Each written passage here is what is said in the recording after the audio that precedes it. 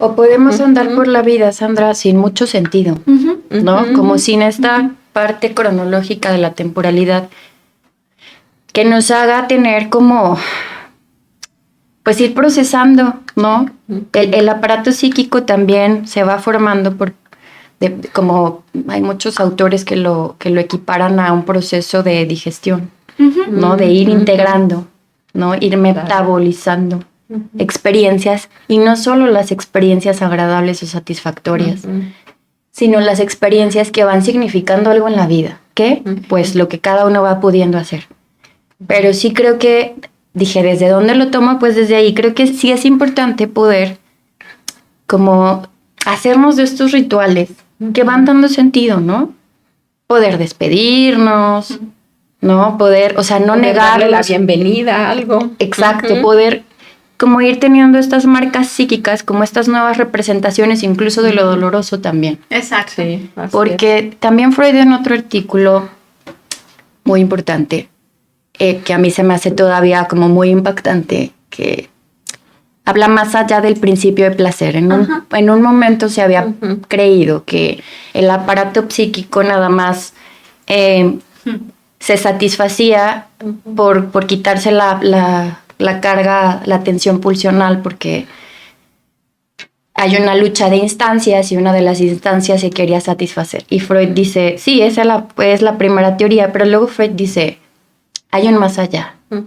Hay una parte, hay una parte de lo humano que tiende a la muerte, a la quietud, al no conflicto, ¿no? Al nirvana, dice.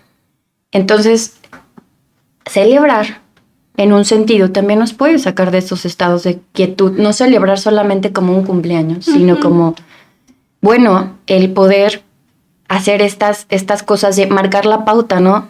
Acaba un día, empieza un día, termina un día, como ir haciendo estos también microduelos.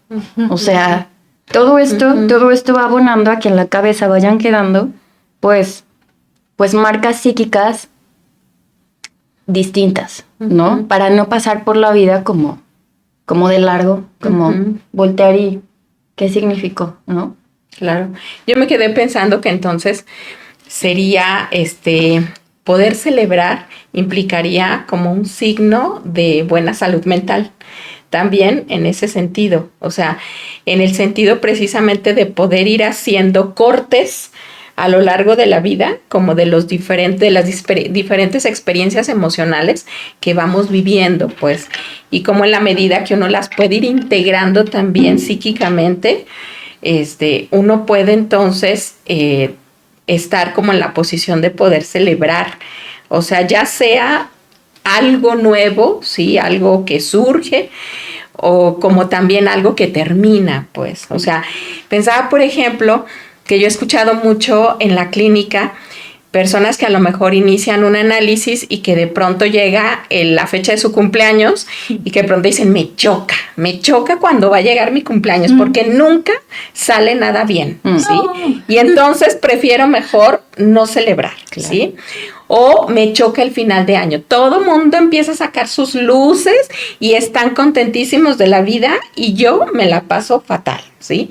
Y cómo va transcurriendo el tiempo y de pronto pareciera que ese tipo de experiencias que antes eran vividas de una manera tan dolorosa o tan solitaria, ¿sí?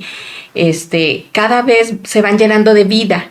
Hablando precisamente de esto que mencionabas también, de la quietud, del nirvana, de que nada de mejor quedarme quietito, ¿no? O sea, de poder decir, este año sí quiero celebrar mi cumpleaños. Este año sí se me antoja hacer tal cosa. Sí, o sea, no sé, me quedé pensando en eso, si pudiera verse también como un signo de que hay algo que se va elaborando psíquicamente también. Mira, a mí no me gusta mucho usar estos términos de salud porque yo creo que somos extremadamente frágiles los humanos, todos. Y que hay situaciones que no se pueden celebrar en un sentido como de lo positivo, de sí hay años que uno dice, ay, este año estuvo terrible, ¿no? Por más bien parado que estés, hay años que uno dice, ya, que se acabe, no quiero las lucecitas, ¿no? Y es algo humano. Pero lo que yo estaba pensando, que a lo mejor también es importante pensar en este marcaje, o sea, en este marcaje más allá de la celebración como algo positivo, como algo identitario, ¿no? Que algo que nos hace ser como parte de esta tribu, porque nosotros somos seres sociales, somos seres hablantes y hablados, nos hablaron para podernos desarrollar. Alguien más que estaba antes de nosotros nos fue hablando de nuestra existencia, de quiénes somos, de cómo somos en esta familia, en esta tribu, por eso traía tótem y tabú. Y eso también va dando sentido de existencia y de pertenencia. Entonces, poder reconocer esa parte y poder decir, bueno, yo soy mexicana y el 2 de noviembre aquí celebramos a las almas en este sentido, pues también da un sentido de pertenencia. Y como hay un montón de celebraciones que se van dando, hay familias que festejan de una forma, de otra, y que les va dando sentido, ¿no? Y que entonces les va dando como esta sensación de existencia o de ser, o de tener un lugar, ¿no? Creo que eso sería importante, como más bien ir buscando este sentido de pertenencia sin importar a qué grupo, ¿no? Porque por eso somos muy diversos todos y hay grupos para todos. Es algo que yo digo seguido, ¿no? Como en la adolescencia, por ejemplo, cuando un chico está en el proceso de adolescencia, lo que necesita es tener un grupo para sostenerse. Alguien con quien hace afinidad. Pero pensamos que solo les pasa a los adolescentes. Y la verdad es que luego queda la idea de que cuando somos adultos no necesitamos grupos para identificarnos. Y claro que no. O sea, los necesitamos y van dando sentido, ¿no? Entonces también en ese sentido se pueden celebrar costumbres con amigos, a lo mejor si la relación familiar pues no es muy buena porque no siempre se puede, pues seguir buscando estos grupos de sostén, estos grupos que hagan sentido o que vayan marcando, ¿no? ¿Sabes? Yo pensaba también o sea, que esa es una parte que sostiene el psiquismo, ¿no? Claro. Muy importante, como dices, lo social, lo familiar. Pero yo pensaba también en esta otra parte individual, ¿no? Yo pensaba, si yo escuchara a un paciente decir que le repatea, no sé, el 2 de noviembre, ¿no? Claro, sí. Así como de que no le gusta. Yo pensaría, pues, ¿qué exploraría uno como psicoanalista? O sea, sí tienes en mente todo esto, ¿no? De cuál es su relación con esta parte de su cultura, pero pensando en qué es lo que le remueve inconscientemente. Claro.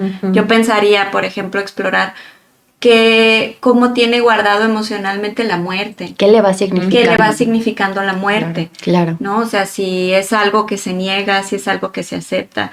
Y que la verdad es algo muy sutil de ver, ¿no? O sea, velorios, a bodas, a lo que sea, vamos muchos, ¿no? Claro. ¿Qué es lo que nos remueve internamente? Yo pensaba, ese es el trabajo ya de lo singular, de lo subjetivo, para entender qué es lo que te puede mover para que lo puedas vivir, vivenciar o negarlo, aunque estés ahí. Exacto. ¿No? O sea, yo pensaba ahorita con esto que vas diciendo, que a lo mejor, pues sí es difícil hablar de salud mental, pero yo pensaba en el equilibrio o la capacidad, ahora sí como decía Melanie Klein, de sostener los conflictos internos, las fantasías inconscientes y poder hacer algo con eso, ¿no? Pensando también en la digestión, y poder digerirlo y crear un pensamiento o una idea de qué es lo que me pasa. Claro. ¿No? O sea, yo pensaría, claro que hay años que dice uno, me lo hubiera podido haber pasado, omitido, pudimos haber dado vuelta, ¿no?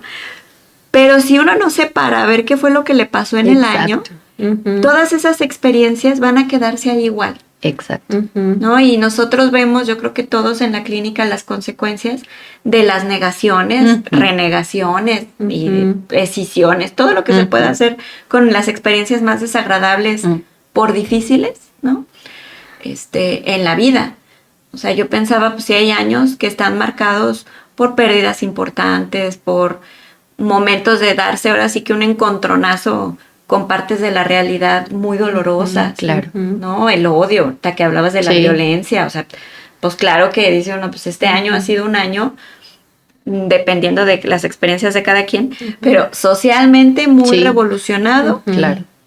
Están pasando muchas cosas en la vida que, como dices, hasta el mejor parado psíquicamente, pues lo hace dudar de qué es lo que va a pasar. Pero que también nos va a remover conflictos internos, ¿no? Siempre. Claro. O sea, como ya sea esto que vamos hablando de pues las envidias, el cariño, los deseos de muerte que se tuvieron, ¿no? Claro. O sea, yo pensaba a veces, ¿por qué es difícil afrontar la pérdida de un ser querido? Bueno, pues porque también ahí está la ambivalencia. Claro. ¿No? Y la ambivalencia marcó el inicio de la vida. Claro. Porque es difícil a veces celebrar un cumpleaños, pues a lo mejor por frustraciones. Claro. O porque aunque celebré los otros cumpleaños, nunca hice clic que ya envejecí. Claro. Así es. Que aunque yo me quedé en pausa desde los 15 hasta los 30, pues el tiempo no. Así ¿no? Y que son cosas que luego son muy fuertes. Claro.